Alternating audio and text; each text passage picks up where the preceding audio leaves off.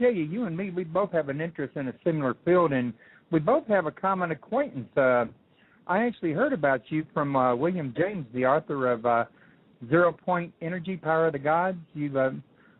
I think you and him are friends and correspondents, and ever since he's been on my show, I've been trying to get a hold of you. So it's been a hard road for me to toe, because you're always out in the field doing your research out, where you're not near a phone or a computer or anything, so you're hard to reach.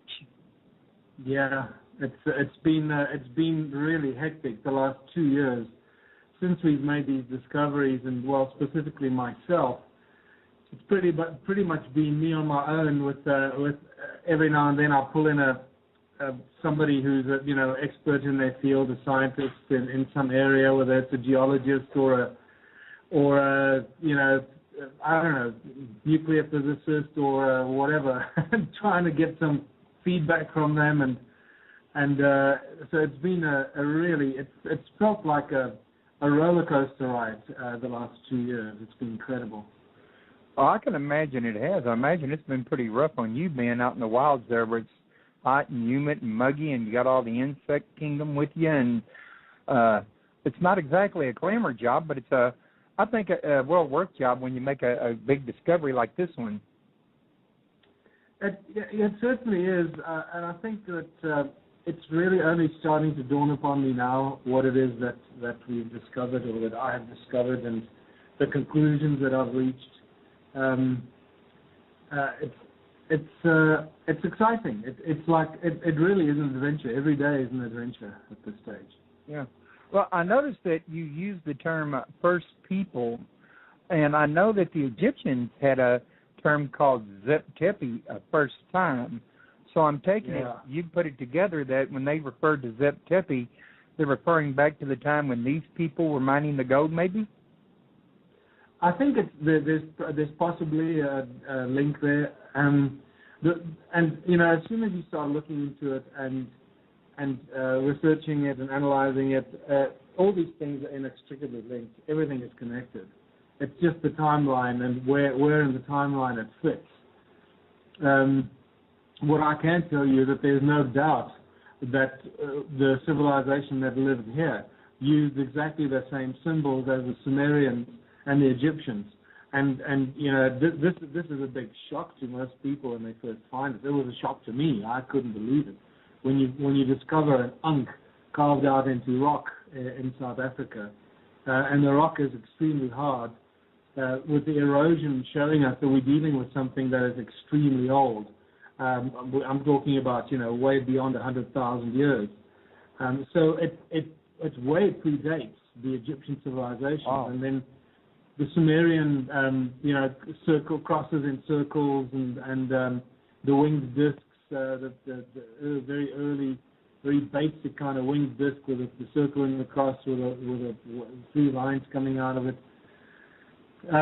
All those are petroglyphs in rock here that are extremely old, judging from the cracks and the erosion in the rocks and through the actual petroglyphs themselves. And much of it is also overgrown by what is referred in geology as patina, which is like the skin of the rock. When the rock breaks, it exposes the internal fresh. It's kind of like the aftermath in an egg. When you crack an egg, you got that thin film. Yeah, the patina then grows around. Once it breaks, it starts to grow, and so the patina, the thickness of the patina is a reasonably good indicator of the age of the tools and the artifacts and the petroglyphs and the carvings, if it grows around it. And so it's really very interesting. It's like a Sherlock Holmes kind of job, a CSI. I often refer to it as my job is really the same as the guys at CSI. I follow the clues and the evidence, and based on the clues and the evidence, I then formulate my theories and voice my opinions. Right. And one of the things that you were mentioning just a minute ago that I couldn't help but pick up on was when you mentioned the cross. Well, actually, you called it the ankh, but I've done some study on the Internet and in books, and, well, as you know, I talked to various authors, etc., And one of the things that's come to my attention is that the cross has its origin in the Ankh and goes back all the way to Egypt. But what you just indicated to me is that it goes back much, much, much further than Egypt or Samaria or Babylon or any of that. Oh yeah, no, it goes back a long time ago. I'm talking about more than 100,000 years, 200,000 years, probably even older. So actually, the winged disc and the cross are likely to be two of the very oldest symbols we've got, maybe. Yeah, well, it's together with the Ankh, together with the zigzag shape. It's often referred to as a sign for water or energy. And many of these shapes. There are some very interesting shapes that I found that look like almost Chinese letters, but slightly different, if you know what I mean. It's probably the best description. In my book, Temples of the African Gods, I show all this stuff in very nice, colorful detail. And these things are extremely old. It's not something that was done a few thousand years ago. It goes way back before that. Yes, and I think, now when I first heard about you in this here civilization, when I got the notice from William James on it, at that point in time, I had the impression that you were thinking that this was perhaps, and I could be wrong, but you were thinking that this civilization you found could have perhaps been part of Enki's Abuz? Oh yeah, there's no doubt about that. This is the physical evidence and the physical proof that Zecharia Sitchin has been probably looking for all his life, and that most historians and scholars of the Sumerian tablets, for those that obviously believe that there's merit in it, historic merit, because there's still many scholars that believe the Sumerian tablets are just mythological stories that have no real historic value, and that's just a shocker. It's just unbelievable that somebody can still think that. Well, I got to be honest with you. I think that's a bunch of malarkey when people say that, because what these people are saying is the Bible's not mythology, but these other texts are. Yeah, exactly. And everything in the Bible comes from the Sumerian tablets. It's just an edited version of what we find in the Sumerian tablets. And the other thing that I find absolutely laughable is our academics today, and not all of them, but many of them, will want to suggest to us that the people that first started writing, the Sumerians, they weren't the first people that started writing. There were other scripts that are older than the Sumerian script, but we haven't deciphered it, and we haven't found substantial amounts of those other scripts. But the Sumerians that started writing in large volumes, and I mean millions of clay tablets, millions and millions of clay tablets that they've written. They wrote everything down. I mean, National Geographic writes an amazing introduction about the Sumerians, about how they wrote. They just wrote everything down. They accounted for. They were the guys that taught us everything we know today, from the legal system, the monetary systems, the agriculture, architecture. What do you call it? Music, right. Cooking, and like a civilization that just sprung up overnight. Exactly. According to Sitchin's description. And some of these historians will want to make us believe that these guys that started writing everything down just wrote down a bunch of crap. They didn't write down a single thing of value. They just made everything up. It's a spectacularly arrogant and egotistical assumption to make. Yeah, it really is. And just because it doesn't agree with the status quo, I mean, if we went by the status quo, we wouldn't have had the Wright brothers or the airplane. Well, exactly. So, enough of that. The point is that the discoveries we've made here, and these are not new discoveries. It's important that I just stress that it's not something I discovered. And we must come back. We must definitely come back to the origins of the interest in these ruins in South Africa, because that's a fascinating tale in itself. But the fact that I've really taken a different kind of keen interest in this and analyzed it and deciphered what these stone ruins are all about I've proposed a theory, and now the scientific research that we're applying to it is overwhelmingly supports the theories and the ideas that are put forward. And this is what all these scholars like Zecharia Sitchin and people that have been talking about the Sumerians, they've been looking for this for decades and decades. So this is why I believe it's such a huge breakthrough. It provides the physical evidence that the Anunnaki were very active in southern Africa. They set up millions of gold mines. They set up a huge civilization with more than 10 million stone structures that we've discovered. Golly. And it is the largest and the most mysterious, vanished ancient civilization anywhere on Earth. And it is the primordial settlement of human beings in the Abzu, as the Sumerian tablets refer to it, in great detail all the time, in the Abzu where the gold came from. So, and what... sorry, Royce, go ahead. I'm sorry, I didn't mean to interrupt you. I apologize for that. I was just thinking that with all that many monoliths and structures around, I know that it was a habit back then to engrave a lot of things on these walls. I would think you're probably still deciphering things that are etched in stone, aren't you? Well, that's the interesting thing. We're dealing with a completely different mindset, completely different, very primordial early civilization with different habits, different lifestyle. It's absolute slavery. It is what my book, Slave Species of God, insinuates. It is the slave species in their very early days, with very little consciousness, with no knowledge whatsoever of anything. They were pretty much like empty shells with a seed of consciousness in it that slowly but surely started to evolve over 300,000 years to where we are today. With the rise and fall of knowledge and information over cycles, as we know, the coming and going of other great civilizations like Atlantis and so forth. But this particular civilization in southern Africa was the slave species, the Lulu Amelu, as the Sumerians called it, and as Sitchin points out, the primitive worker that they refer to.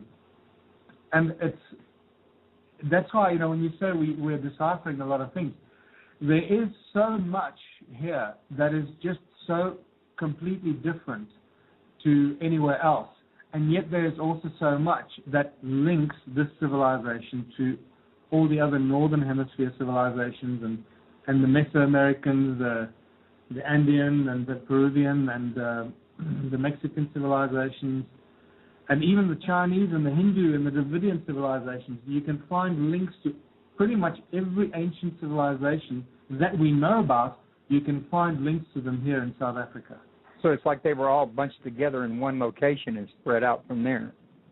Yeah, it certainly seems like it. But then there's also overwhelming evidence that they came back. That there were Hindus here, Hindu Dravidians that were mining gold and trading with gold up to about 2000 BC. The Romans were here. The Egyptians were here. The Phoenicians were here. The Chinese were here. It just goes on and on. It's spectacular. So your book, Temple of the African Gods, will describe the kind of clues that you found that tells you how you knew the Romans and the other people were there, and how you knew their state of intellect at the time. I'm pretty sure they had probably stone tools or something that you found laying around or something. Yeah, well, that is, now you're really pushing the right buttons. now I you're getting I don't mean to push the wrong button. Don't get me wrong. I'm just saying that for you to be able to say that these people were not highly intelligent, you would probably need to find something in the, discoveries, artifacts that would indicate that they hadn't had a high technology like stone tools or something. Yet you knew there had to be a higher technology guiding them, because you had Adam's calendar and all these other structures. So kind of like showing a difference between a higher intelligence guiding a lower intelligence. Exactly. See, now, a very good example of that, because what we're finding is advanced technology, using the laws of nature and the laws of sacred geometry, applying it at its absolute perfection, and we must come back to that as well. Finding the stone tools and the stone artifacts and that they used that I've now deciphered, realizing that they understood the concept of the generation of energy and using sound and frequency as a source of energy. There's absolutely no doubt about that, and I'll tell you about that as well because of the measurements that we've made. We've made spectacular electronic measurements that are just so mind-blowing that this is still going to really shake the tree of interest, I believe, because we've measured frequencies and energies that are higher than anything else we use on Earth today. Wow. Way, way, way higher. Way higher. Sounds like something that could also be very destructive. Exactly. It's in fact, there's a very interesting situation that happened is when I first put this theory together, and I realized that they had the knowledge of technology. And once again, we need to separate because you mentioned that it was a primitive species that had the guidance of higher intelligence. So that's exactly what we're dealing with here. So the Anunnaki, who had the knowledge and the technology that basically instructed and taught these early humans how to use it, how to use the tools, how to apply it, what to do, and so forth. But the frequencies that we measured are just spectacular. If you look at the mining industry today, right? So you got the miners that work in the mines. The owners of the gold mines that own Anglo American and Rio Tinto and the big mining companies in the world, where do you think the owners live? They don't live at the mines. They don't live on the mines. They live in their crystal palaces in London or in New York or wherever, right? Right. They got the workers out there actually get the back-breaking labor. Yeah, and what happens to the workers? The workers get taught and trained how to use the tools. Do you think if you ask a miner underground, how does the drill that he uses work, or how does the technology, whatever tools they use, how does it work? Where does it get manufactured? They have no clue. They don't understand how it works. They just know it works. They know you push this button and you do this with this tool. You pick up that tool, you do something else with it, and it works in the following way. So they're trying to use the tools. But if you ask them to replicate those tools and make them work, they're not going to be able to do that. And this is really the fascinating thing, right? So we find what are the oldest, probably the oldest tools used by ancient humans of advanced technology. And these tools were basically laser beams, as weird and wacky as this may sound. It was laser technology and frequency-driven technology. Now, did you find an actual laser beam tool, or was it the rock that you could tell was cut by laser technology?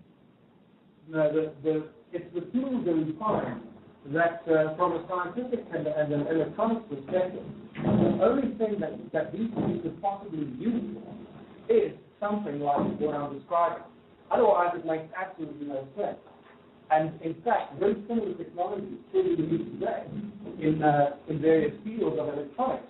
So all you need to do is have enough information about what's going on in the world today, and you realize that these guys were doing it 200,000-300,000 years ago, using the same technology, but actually having a much better understanding of the fundamental energy fields that drive this technology.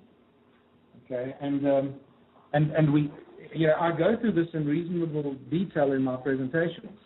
So hopefully the people that are more interested in this will come to some of my talks on my USA and Canadian tour, and have a look at the evidence and the facts and the measurements and the statistics and so forth.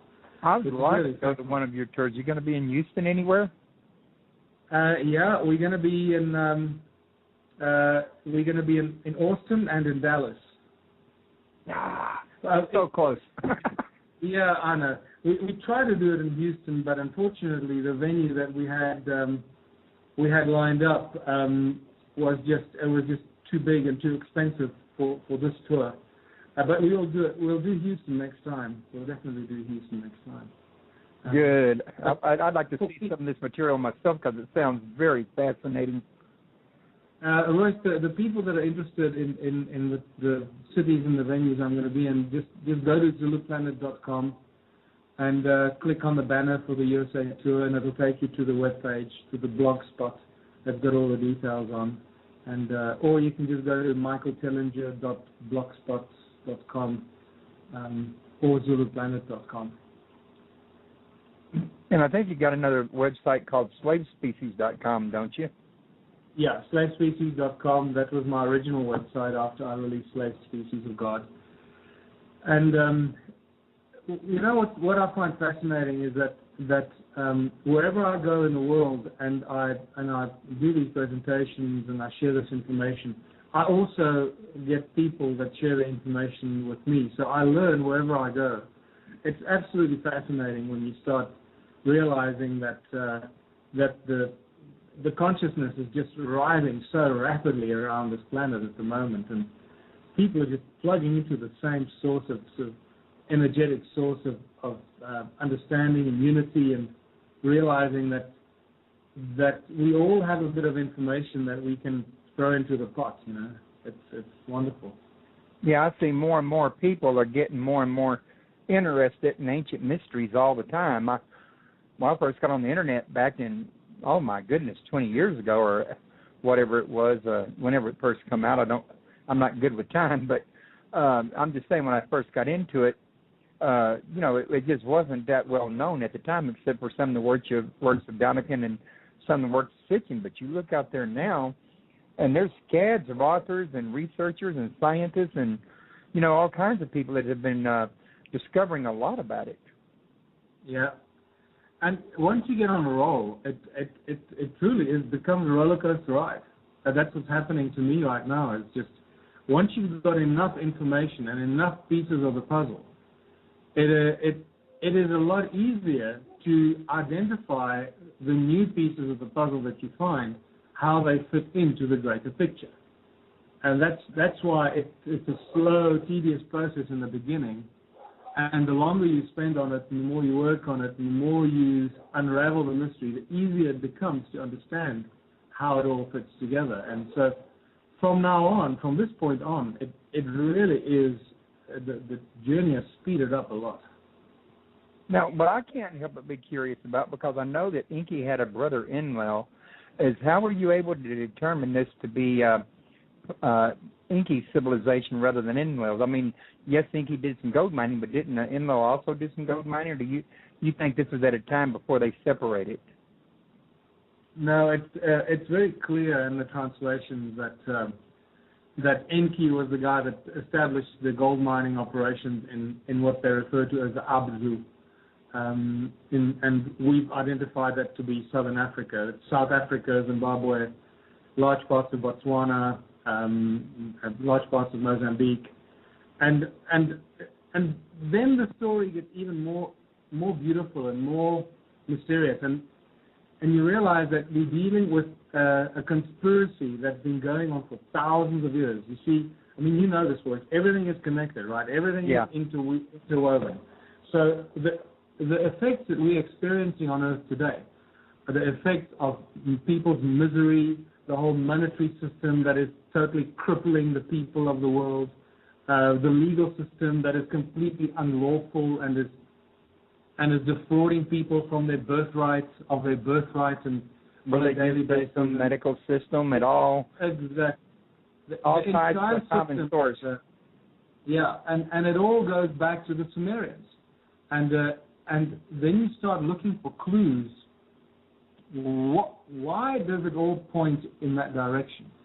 And then when you look at the translations in the Sumerian tablets, and it tells you that it is after the flood. And once again, the Sumerian tablets are very, very clear, especially the King's Lists. The King's Lists are probably the key arguable sources of Sumerian information that tell us that what they wrote down was accurate and not just made up garbage. And the King's List, there's several of them, but there are two of them that are virtually identical, with the names of the kings, the period that they ruled, 222,000 years, and they ruled before the flood. So you realize that we're dealing with something here that was so long ago, and then there was a global event that every ancient culture of civilization talks about, is the flood.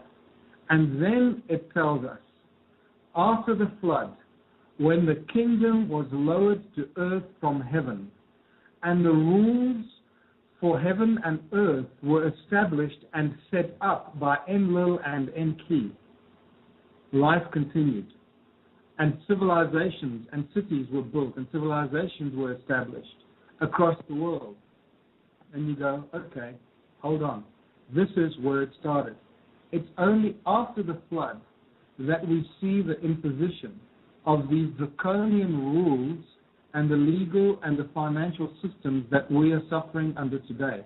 It goes back 6,000 years to the Sumerians.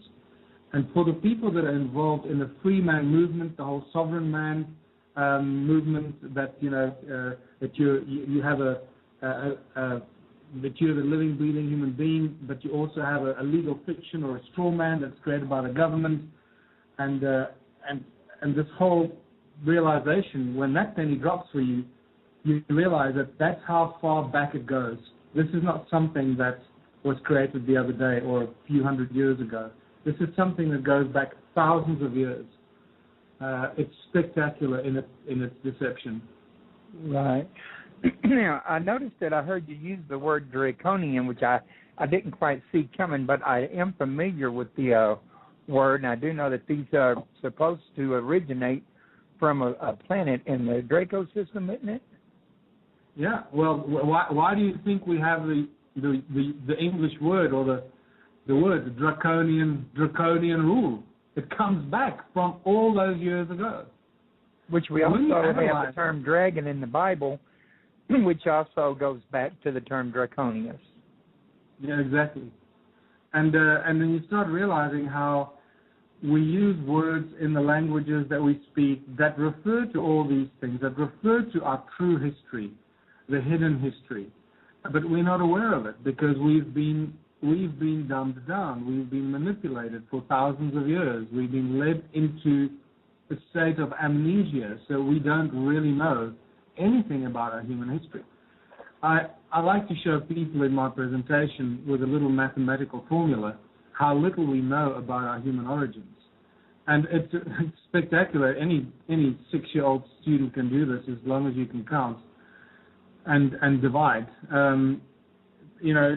If you just start with 6,000 years ago and the Sumerian tablets, and you lose 50% of information every time you have a conflict, because remember, we're told that history is written by the victors, and that's exactly what it is. Not only is it written by the victors, but it's manipulated, it's skewed, and it's changed, and it's rewritten. So we probably know very little about the actual truth, what was going on after the event, because it's been so badly distorted by those that rewrite history. So if you just do the numbers and you lose 50% of information every time there's a conflict, by the time you reach 120 years, that's all you need, 120 wars, 124 conflicts, and you already know, or we already know, less than is permissible by the laws of physics about our human history. Now that's a spectacular discovery to make. 124 events in 6,000 years since the launch of the Sumerian civilization, or the rise of the Sumerians, when they started writing the human history. Since then, only 124 years into their civilization, we already know less about our human history than is permissible by the laws of physics. And they started destroying the information right smack after the flood. They didn't wait. Exactly. And so, if we think we know anything, it's just our ego speaking and our arrogance, and it's not a living, breathing human being who is of a conscious mind who wants to expand his consciousness, but is happy to stay in dogma and remain a slave marching soldier. Right. Which I know I could tell anybody that was listening to me, if I was to say it to them, for anyone who really thinks that information has not been hidden from us, You better go back and look at the book burnings that the church did at Alexandria, not to mention the other times. I mean, every time one country took over another country, they were destroying the information about their religion, some of their history. They were recreating the history and, all kinds of things. This has been a common practice. And then if you look at the fact that ancient texts are still being unburied, why are they being unburied? Because they had to be hidden to preserve them, because if they were left out in the open, they would have been destroyed as well. Exactly. So look at what the Spaniards under the guidance of the Pope did to the Native Americans and the Mayas. It's disgusting. It is just absolutely, those are crimes against humanity. Now, I've had a listener coming a little late that was asking what was here before. Well, let me just go back up to his question. There's been some chat before that because he accidentally got dropped out of the chat room for a second. He wants me to ask what was before the Sumerians, also the Epic of Atrahasis and the Epic of Gilgamesh. So I know he come in late, so he didn't hear where we've gotten this far, so I thought maybe you could bring the people that's just now getting here up to speed.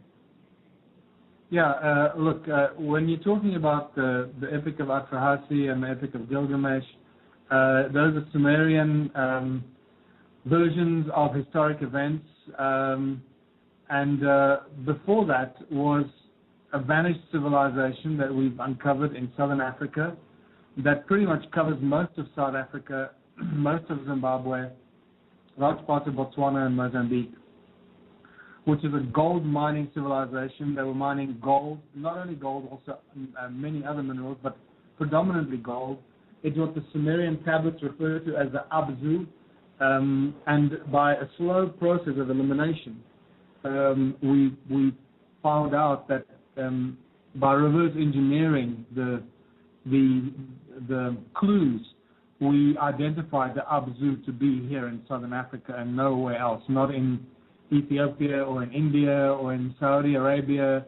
Many people have had all kinds of suggestions as to where the Abzu is, but it's very clearly the Abzu is where the gold came from. I mean, I'll read you an excerpt from translations right here. I was actually just putting it into my presentation. It says here, where dry land from dry land apart was torn, Earth's innards were revealed. Where the land mass, the shape of a heart was given, in the lower parts thereof, golden veins from Earth's innards were abundant.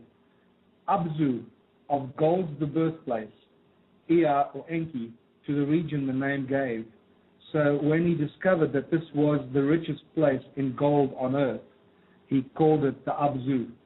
And from then he was referred to the Abzu, and often the deep Abzu. The further south you went, they referred to it as the deep Abzu. So when they referred to the deep Abzu, they're probably talking about what today would be South Africa. And when they're just referring to the Abzu, they might be referring to slightly more north, just across the border from us in Zimbabwe. And this is spectacular stuff, because we're not just talking about a few gold mines here. We're talking about millions of gold mines that we have uncovered. And we do this by a process of extrapolation, because we have uncovered about 75,000 gold mines, physically counted, about 75,000 gold mines. That was done here in South Africa from 2005. They started counting, and they were counting for about 5 years, all these mines that are still visible in one specific area, which is not a big area. It's about 100 by 100 kilometers. And in there they counted 75,000 gold mines. At that point they stopped counting because they realized it wasn't going to be feasible to do what they intended to do, and their intention was to close up all the entrances to these gold mines to prevent illegal gold mining by average Joe Schmo off the street, or homeless people, or whatever you want to call them. So we basically, by extrapolation, we can say that if there are 75,000 gold mines in this one area, which is a very rich area of stone circles, the ancient stone ruins that we find here, there must be well over a million gold mines scattered throughout southern Africa. So this here is going to be an ongoing project. How many, out of these gold mines, are y'all finding anything in the gold mines that tell anything of a story? Not at this stage, but what I can tell you is that the big mining companies obviously have very secret documents that they keep, and I have it from the man himself, the chief geologist for Anglo American, the big mining company that was started by Cecil John Rhodes down here. Well, he was the guy responsible for it, and the De Beers guy took over, and it was for a long time it was the biggest mining company in the world, and the richest gold company and platinum, and I've heard it from over a beer in a pub, believe it or not, of all places, from the chief geologist from Anglo American, who told me that they got a secret file at head office that keeps all the information regarding any ancient mines that they come across. And the instructions are, if you come across any ancient gold mine that you don't know anything about, if there are any remains or any tools or artifacts, anything that could be problematic for us, okay, to prevent us from mining it, just cover it up. Close it up, fill it up with soil, cover it up. And he told me that they've got a folder that is filled with these examples of ancient gold mines that they've come across, that they just found human remains in, they found tools and artifacts and all kinds of things, and they just cover it up. Okay, now Bill was also asking if the creation story is older than the epics, like the Epic of Gilgamesh or the Epic of Atrahasis. When he says creation story, I guess he means the Bible. He wants to know if that predates them. No, the Bible is pretty much an edited version of much of the Sumerian information.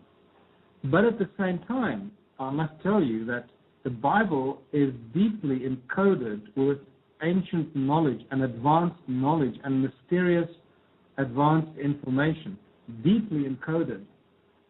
You've got to look beyond the stories, the surface stories, the human drama and all that rubbish. You've got to look at the subtext. What is it actually telling us? And it's encoded in what it says, the words they use. It's encoded in the verse in which it appears. It's encoded in the number of verses in a specific larger segment. It's encoded in, I'll give you an example. The book of Revelations has got 22 tarot cards, 22 chapters or verses. And those 22 verses are directly linked to the 22 tarot cards of the major arcana. And therefore, the book of Revelations has got incredible information that is encoded or filled with ancient knowledge and advanced knowledge of sacred geometry and the laws of nature and the divine nature of our universe and so forth.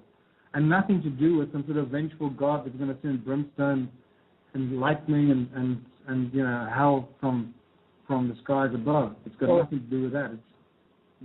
I think largely at the time that Revelation was written, it was written by John on Patmos, and if he just come out and wrote it out in any kind of deal, they would just burn it and thrown it away, and the public would have never gotten it as it is.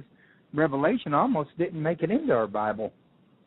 Yeah, exactly, and I think there's a very important reason why it probably did make it into the Bible. I'm not quite sure who decided to put it in, but the fact that it's in there is highly indicative of the message that actually comes out of the Bible. It has a huge amount of information that it gives us. I mean, just in terms of Genesis, okay, it's in Genesis 3 that God says, "Let there be light." And that's not an accident. That is precisely calculated. That it happens to be Genesis 3. And once you start getting into the numeric science of these things, and I'm not talking about numerology, I'm talking about numeric science, an advanced way of decoding and understanding what these guys are doing with the numbers. And that's what I'm doing with a brilliant scientist called Willem de Swart here in Johannesburg. And we'll be releasing the book in hopefully still this year.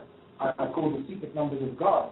That finally exposes this incredible wealth of knowledge and information that is encoded in all these ancient scriptures and ancient texts, specifically the Bible and many other ancient texts. But the Bible is definitely the one that is mysteriously filled with huge amounts of knowledge and information.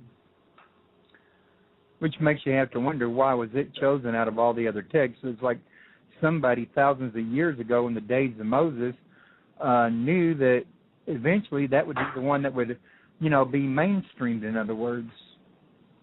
Well, remember that the Bible was manipulated in 325, 326. Yes, Constantine. And that's where it was really put together, the New Testament, and they messed with it and decided what was going to stay in it, what wasn't going to stay in it, and then the Old Testament, if I understand it correctly, was only added much later to that. Constantine was mainly dealing with the New Testament, and then the Old Testament was, the Bible as we know it today took a few more hundred years to put together. So, and it was put together by men with agendas, and men with hidden agendas that we have no idea what the agendas were. However, clearly some of them had an agenda to encode this information and the secret knowledge into the Bible, despite its gross manipulation by Constantine. And that's really spectacular if you think about it, that it escaped the butchery and the editing by Constantine and is still deeply encoded. So somebody after Constantine must have had this advanced knowledge and information and a way to put it in there. Yeah, it had to be. Spectacular. Yeah. Well, actually, I heard that Sir Francis Bacon had a part in 1611 with King Stuart in recreating the King James Bible, or in the original creation. And he's known for being a Freemason. It's possible that he might have had a hand in it. Yeah, I think by that time it was already the form and the information was already in there. I think if you look at the Bibles that came before him, I'm actually a little bit fuzzy on when the first Bible, as we know, that's the Gutenberg Bible, but I forget what year. It's 14 something that it was. Yeah, I think it was 1460, but don't quote me. I'm not real good with dates, but that sounds right. Yeah. So in the late 1400s, the Gutenberg Bible came out, and that was pretty much then the way that it's been reprinted, with different versions coming in every now and then, different words being used, replaced by more modern words and other words. But even that, I tell you, there's some very strange things going on in the Bible. It's spectacular. But I must tell you that whoever put together the tarot cards, the 22 major arcana tarot cards, had all the knowledge and all the information of the universe, the nature of reality, the face of God, the mind of God. They understood exactly how the divine functions and how it manifests itself in this projected reality we call the universe. It is a spectacular sight to behold once you start to understand what the tarot cards tell us. And it's got nothing to do with the numerology or the very low-level sort of fortune-telling function that many people see it as. It's way beyond that. It is encoded with all the knowledge of the universe that we could possibly imagine. Yeah, and a lot of people are not really aware of that, because so many people read everything, straight on face value, and a lot of people don't even read it. They just go to church and listen to what the preacher says about it. And I've been to churches, and that's a very, very shallow reading of it. Not to be negative, but I mean, you can tell there's no in-depth understanding, though. Of course not. That's why That's why the Bible was structured like that, and the Quran is the same thing. And the Judeo-Christian religions, it's Judaism, Christianity, and Islam.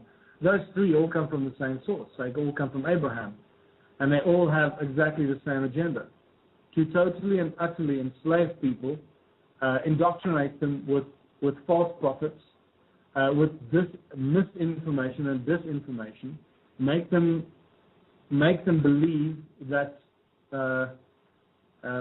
that they're under attack by God, and turn God into a vengeful, bloodthirsty humanoid who is obsessed with revenge against people in some weird and twisted way. And that's exactly the opposite of what we find when you start getting into the deeper meanings that are encoded in the Bible, and the messages of Christ and the Christ consciousness that is rising through a lot of the sort of New Age societies today, and the spiritual movements, and the explosion of consciousness. And suddenly we start seeing the true meanings and the true messages of Christ that are ringing very loudly and very true. And they do one thing with humans, and they resonate with people. And that word resonate is very, very important, because it is resonance that is the key common, it's the glue of the universe that holds the universe together. The whole universe resonates, vibrates together as one. And it is that unity that from which all things come. And it's out of that unity that we have been separated and segregated into a confused and divided species that is at odds with each other, because we have been completely disinformed and confused over thousands of years about who we are, that we all come from the same source, that we all come from exactly the same seed. Even the Quran tells us this, but if you misread it, you misunderstand it. Right. These are spectacular stories, I tell you. And I agree. What is fascinating to us is that all of that stuff is now so much easier to understand, and allow us to formulate a much better understanding of these very early and first civilizations in South Africa and Southern Africa, of these early people that were very, very, very shallow and empty consciously and spiritually, but they were the foundation of what we are today. So it's beautiful how it all fits together. Okay, now Emily was asking in the chat room if you had a preferred deck of tarot that you'd recommend to people.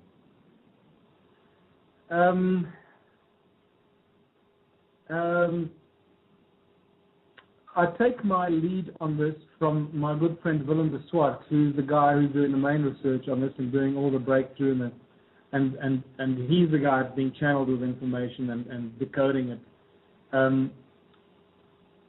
I believe he mentioned that Aleister Crowley's tarot card deck is really interesting, but that's all I'm going to say. I don't know.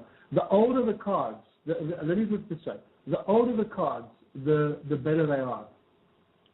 So try and find a deck of cards that's really old, that it hasn't been messed with or changed. Yeah. Okay, I wanted to let you. Oh, go ahead. I'm sorry. I didn't know you worked for it. The important thing, I just wanted to add to that. The important thing to remember about the tarot cards is that they all are based on ratios, and the ratios are the card and the number of the number of the card and the card that it is in the deck.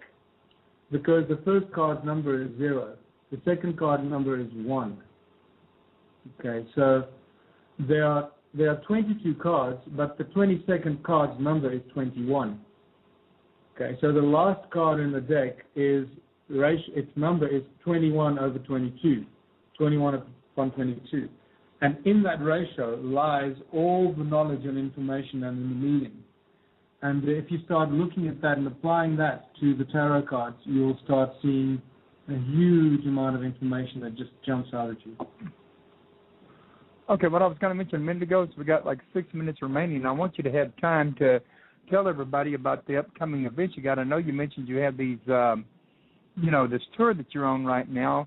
I don't think you mentioned exactly what part of it you're on right now. I think you're still in Canada, but you can correct me on that if I'm wrong. But before we do, I want to remind everybody that your main website, where you can get most of the information about his tour, his books, and everything, is www.zuluplanet.com. That's ZULUPLANET.com. And he's got all the information you could possibly want about his books, about his discoveries, and his tours and everything. But I'm going to let him brief y'all real quick also. You want to let everybody know what you got coming up? Yeah, thanks, Wes. We're leaving South Africa in a few days' time, and we're starting the tour in New York on Friday the 6th, which is this coming Friday. Then we're moving on to Washington, D.C., and from then all the way down the coast, we're doing 29 cities in the USA, 2 of which are 27 USA and 2 in Canada, Montreal and Vancouver. And it's a journey of 2.5 months. The full itinerary and the schedule and the cities and venues, addresses are on my website. Just go to ZuluPlanet.com, click on the banner for the USA tour, and it'll take you to the page with all the information. Or if you want, you can go directly to the blog spot that we've created, and that is michaeltellinger.blogspot.com. And come and see me at one of the venues close to you. It's a spectacular journey. I mean, we're just scratching the surface here. The visual impact of these discoveries, and when you realize how it all fits together and how these ancients knew everything about sound, frequency, and energy, and how much energy they were generating, is absolutely spectacular. So, I think they also, sorry, I was just going to say, I think they also knew about magnetic energy. This is how they move their great boulders, in other words. Am I right? Yeah, I think magnetic energy was part of it, but I think it actually goes beyond that. It goes even beyond magnetic energy. It just goes into frequency and sound. And magnetic energy would be an aspect of that because we're dealing with electromagnetic fields in any case. But I think they actually understood a higher form of energy.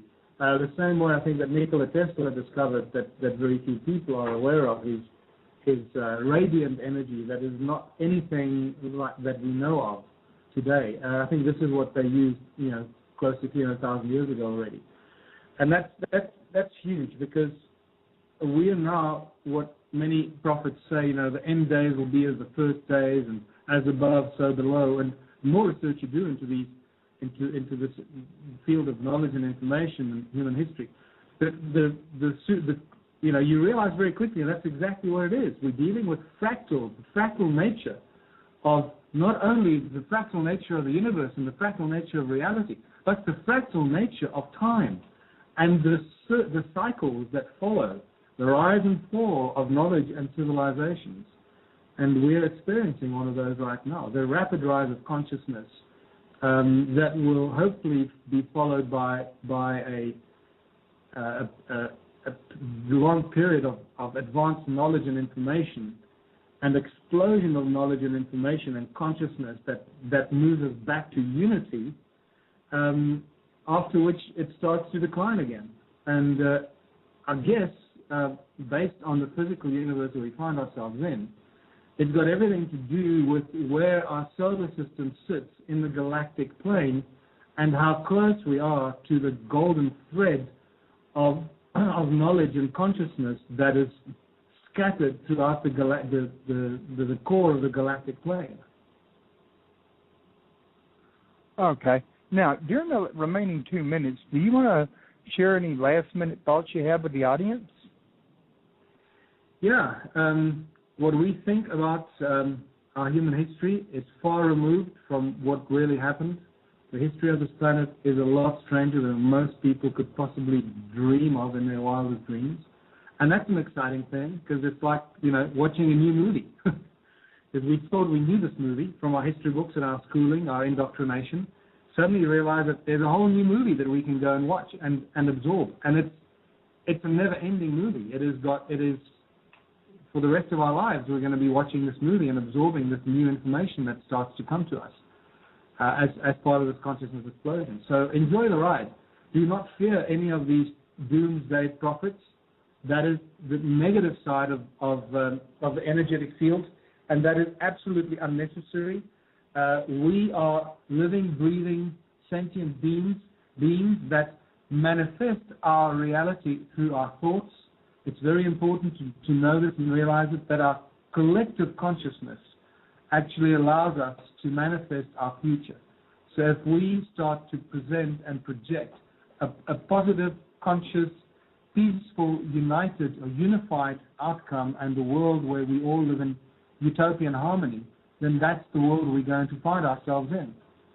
If we are victims of those that keep giving us the bad news, then there's a good chance that we might get ourselves involved in that. But then there's still an opportunity, a possibility that both might happen. Like in Revelations it says, there were two men in the field and suddenly one was gone, or one will be gone, which means that we might be exposed to a frequency separation where you cluster certain frequencies together, frequencies of consciousness together, and another group of frequencies of consciousness together, just like television channels. If you're watching CBS, you have no idea that NBC exists. Your reality is with CBS. And yet there could be multiple levels of consciousness that coexist in the same space. Yeah, just like TV channels do. Yeah, exactly. Okay, well, Michael, I got to tell you. Oh, sorry, I have a bad habit. When you're talking to somebody on the phone, you can't see them. It's hard not to accidentally step on them, and I do apologize for that. Are you Not at all. Okay, yeah, you're still with me. I thought I lost you for a minute. But, yeah, I just wanted to thank you for coming onto the air. It just now quit streaming while I was apologizing, in fact. It's been wonderful talking to you. You've really shared a lot of great information, and I've got Bill in the chat room that wants to make sure I post this in his ancient mystery thing over there. So, yeah, I think you're going to get a lot of hits to your website behind this, and I would love to have you back again in the future if you're – I know you're very busy, but, I mean, sometimes when you're, available and you got some new information to share, I'd love to have you on to share it with my listeners. Oh, absolutely. Thanks, Rex. I've got tons more to share. We just really started scratching the surface now. So, let's catch up. Let's catch up while I'm in the States, and hopefully, if you guys are situated in Houston, try and activate the people in that area to come to Austin. I think Houston is closer to Austin than Dallas, isn't it? Yeah, I think so. Yeah. Well, if you could just get the Houstonians aware that I'll be in Austin and in Dallas, and I love Texas. I just love the Texans. They're very similar people to South Africans. So warm, friendly, hospitable, giving. Inviting, it's great. Love Texas. Yeah, well, I'm glad you said that. I've met some pretty friendly people from Africa, like Cape Town. Wayne Herschel was a pretty friendly person, too. I just don't know a lot of people. No, Wayne's a good boy. He's got a lot of information as well. Yeah, yeah, both of you do, and I think you two could probably compare notes quite a bit. Yeah, strangely enough, not really. I know Wayne. I know him reasonably well. We just recently did the Megalithomania conference here in Johannesburg. And so I had time to talk to him there and catch up with him. But other than that, I don't really talk to him much. He lives in Cape Town. I live in Joburg. I used to. Now I live in the mountains and near the ruins, about 3 hours away. Well, exactly.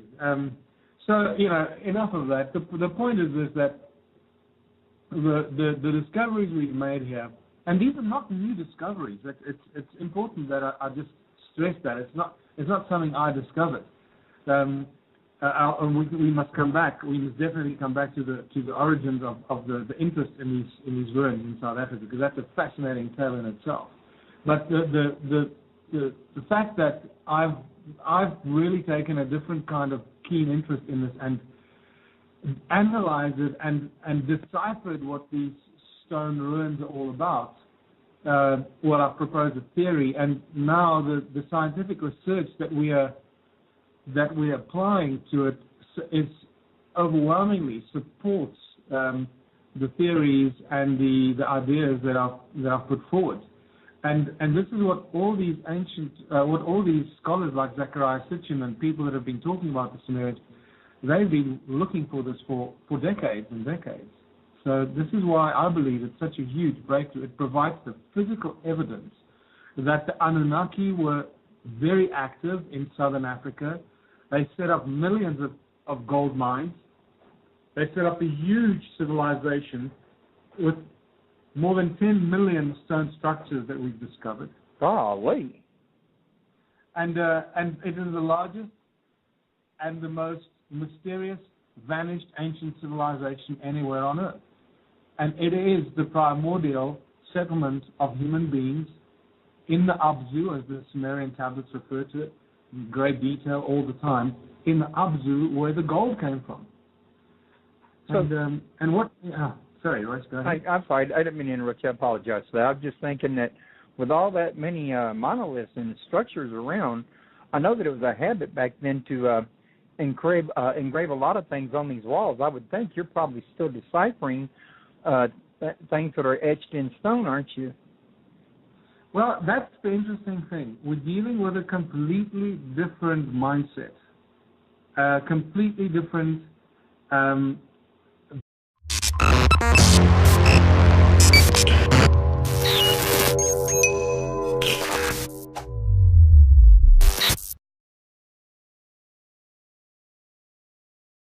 tell you, you and me, we both have an interest in a similar field, and we both have a common acquaintance. I actually heard about you from William James, the author of 0 Point Energy, Power of the Gods. I think you and I were friends and correspondents, and ever since he's been on my show, I've been trying to get a hold of you. So it's been a hard road for me to toe because you're always out in the field doing your research out, where you're not near a phone or a computer or anything, so you're hard to reach. Yeah, it's been really hectic the last 2 years since we've made these discoveries, and specifically myself. It's pretty much been me on my own with every now and then I'll pull in somebody who's expert in their field, a scientist in some area, whether it's a geologist or I don't know, nuclear physicist or whatever, trying to get some feedback from them, and so it's been a really it's felt like a roller coaster ride the last 2 years. It's been incredible. Oh, I can imagine it has. I imagine it's been pretty rough on you being out in the wilds there where it's hot and humid and muggy and you got all the insect kingdom with you, and it's not exactly a glamour job, but it's I think a well-worked job when you make a big discovery like this one. It certainly is, and I think that it's really only starting to dawn upon me now what it is that we've discovered or that I have discovered and the conclusions that I've reached. It's exciting. It's like it really is an adventure. Every day is an adventure at this stage. Yeah. Well, I noticed that you used the term first people, and I know that the Egyptians had a term called Zep Tepi, first time.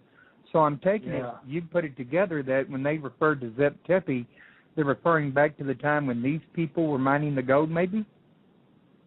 I believe that there's merit in it, historic merit, because there's still many scholars that believe the Sumerian tablets are just, mythological stories that have no real historic value. And that's just a shocker, It's just unbelievable that somebody can still think that. Well, I got to be honest with you. I think that's a bunch of malarkey when people say that, because what these people are saying is the Bible's not mythology, but these other texts are. Yeah, exactly. And everything in the Bible comes from the Sumerian tablets. It's just an edited version of what we find in the Sumerian tablets. And the other thing that I find absolutely laughable is our academics today, and not all of them, but many of them, will want to suggest to us that the people that first started writing the Sumerians, that, well, they weren't the first people who started writing. There were other scripts that are older than the Sumerian script, but we haven't deciphered it, and we haven't found substantial amounts of those other scripts. But the Sumerians that started writing in large volumes, and I mean millions of clay tablets, millions and millions of clay tablets that they've written. They wrote everything down. I mean, National Geographic writes an amazing introduction about the Sumerians, about how they wrote. They just wrote everything down. They accounted for. They were the guys that taught us everything we know today, from the legal system, the monetary systems, the agriculture, architecture. What do you call it? Music, right. Cooking. And like a civilization that just sprung up overnight. Exactly. According to Sidge's description.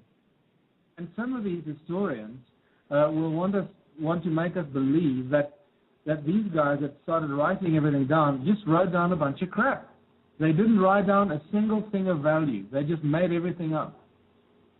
It's a spectacularly arrogant and egotistical assumption to make.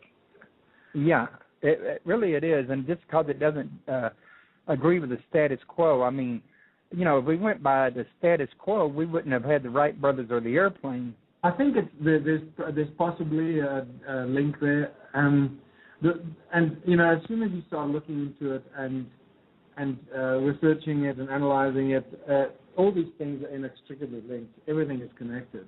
It's just the timeline and where in the timeline it fits.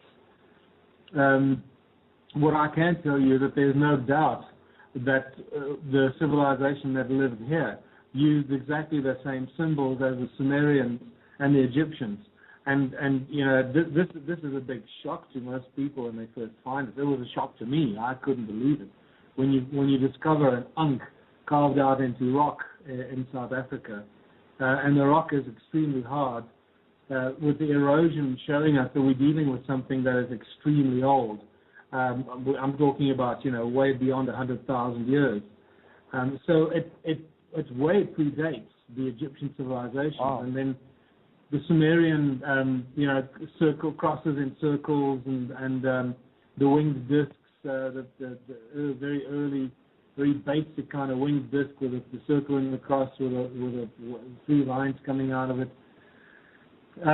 All those are petroglyphs in rock here that are extremely old, judging from the cracks and the erosion in the rocks and through the actual petroglyphs themselves. And much of it is also overgrown by what is referred in geology as patina, which is like the skin of the rock when the rock breaks. It exposes the internal fresh. It's kind of like the aftermath in an egg. When you crack an egg, you got that thin film. Yeah, the patina then grows around. Once it breaks, it starts to grow, and so the patina, the thickness of the patina is a reasonably good indicator of the age of the tools and the artifacts and the petroglyphs and the carvings, if it grows around it, and so. It's really very interesting. It's like a Sherlock Holmes kind of job, a CSI. I often refer to it as my job is really the same as the guys at CSI. I follow the clues and the evidence, and based on the clues and the evidence, I then formulate my theories and voice my opinions. Right. And one of the things that you were mentioning just a minute ago that I couldn't help but pick up on was when you mentioned the cross. Well, actually, you called it the ankh, but I've done some study on the internet and in books, and, well, as you know, I talked to various authors, etc., and one of the things that's come to my attention is that the cross has its origin in the ankh, and goes back all the way to Egypt, but what you just indicated to me is that it goes back much, much, much further than Egypt or Samaria or Babylon or any of that. Oh yeah, no, it goes back a long time ago. I'm talking about more than 100,000 years, 200,000 years, probably even older. So actually, the winged disc and the cross are likely to be two of the very oldest symbols we've got, maybe. Yeah, well, it's together with the ankh, together with the zigzag shape. It's often referred to as a sign for water, or or energy, and many of these shapes. There are some very interesting shapes that I found that look like almost Chinese letters, but slightly different, if you know what I mean. It's probably the best description. In my book, Temples of the African Gods, I show all this stuff in very nice, colorful detail. And these things are extremely old. It's not something that was done a few thousand years ago. It goes way back before that. Yes, and I think now when I first heard about you in this here civilization, when I got the notice from William James on it, at that point in time, I had the impression that you were thinking that this was perhaps, and I could be wrong, but you were thinking that this civilization you found could have perhaps been part of Enki's Abu's? Oh yeah, there's no doubt about that. This is the physical evidence and the physical proof that Zecharia Sitchin has been probably looking for all his life, and that most historians and scholars of the Sumerian tablets, for those that obviously